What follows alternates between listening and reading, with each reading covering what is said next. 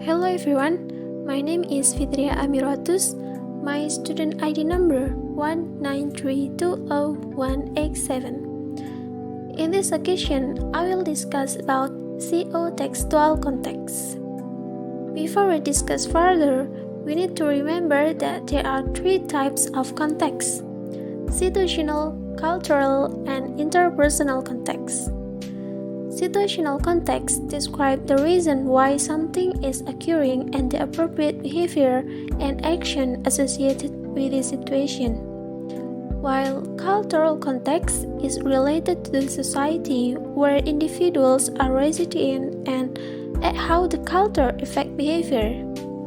Then, the interpersonal context, which means communication in which the rules of sender and receiver are shared by two people simultaneously in order to create meaning. Well, now what's the definition of co-textual context? Co-textual context is the context of the text itself, and it is known as the co-text. Here, I have a simple example. My family consists of me, my father, mother, grandfather, and one of my cutest little sister. We live happily in a village not far from the city. The word "we" here refers to me, my father, mother, my grandfather, and sister that exist in the text. The reference of the word "we" can be found in the text, so it's called the co-textual context. Let's move to the next slide. There are two important elements in a discourse so that make the discourse is easy to understand. The first is cohesion, and the second is coherence. Cohesion referring to the connection which have their manifestation in the discourse itself, and the coherence refers to the connection which can be made by the reader, by the readers or listener based on knowledge outside the discourse. But in this discussion, we will talk more about cohesion. So, cohesion has two divisions, grammatical and lexical. On grammatical element, we study a discourse using rules related to grammar, whereas in lexical, we study a discourse which tend to how about word choices. However, this discussion will only discuss about grammatical cohesion and its division along with examples.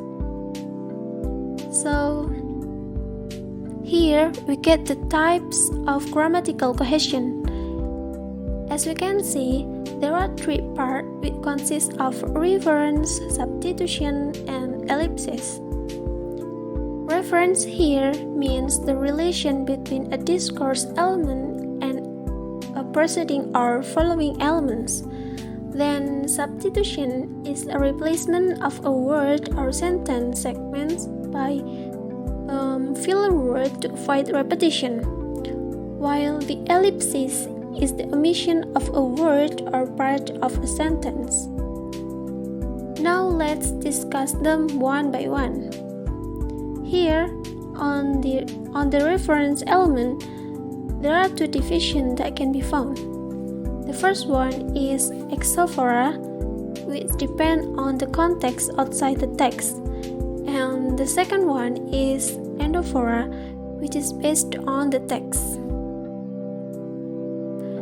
Endophora here is further divided into two, anaphora and cataphora, where anaphora is when we find the pronouns that link back to something that went before and preceding the text. Besides that, cataphora means when we find the pronouns that link forward to a reference in the text that follows. Now let's look at the following example. This is an example of exophora. First example, I can't say anything when the movie starts playing. The word I here doesn't refer to anyone and can be found in the text. As well as the second example, I hope now you understand how others feel when you hurt them.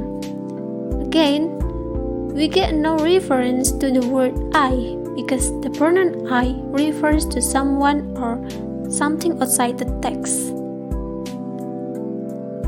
Let's move to the next example. Endophora, which consists of two, namely anaphora and cataphora. Example from anaphora. Once upon a time, there lived a huge elephant in a jungle. He was arrogant and always underestimated animals smaller than him. You need to remember that anaphora is using the link back pattern, and here the pronoun he refers to the previous word or previous phrase, a huge elephant. Then an example from cataphora. Because his actions that have been done are detrimental, the huge elephant wants to apologize. The word his here refers to the phrase a big elephant, which comes after, and this can be found in the text.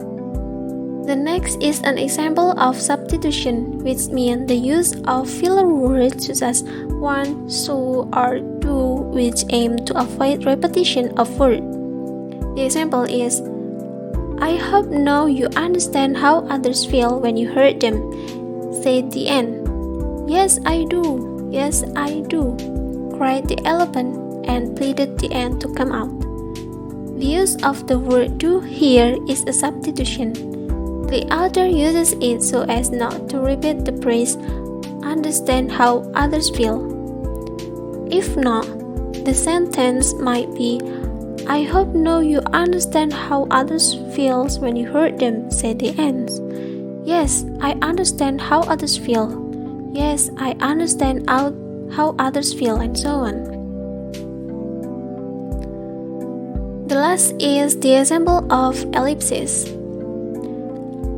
I adopted for my friend 5 ducks, 2 chicks, and 2 hens, and a rooster. They are poultry, and I will put them in a cake soon. If the phrase they are poultry here is omitted, it will probably not change the meaning of the sentence, and the readers will be able to understand the meaning of the sentence without the word highlighted in red.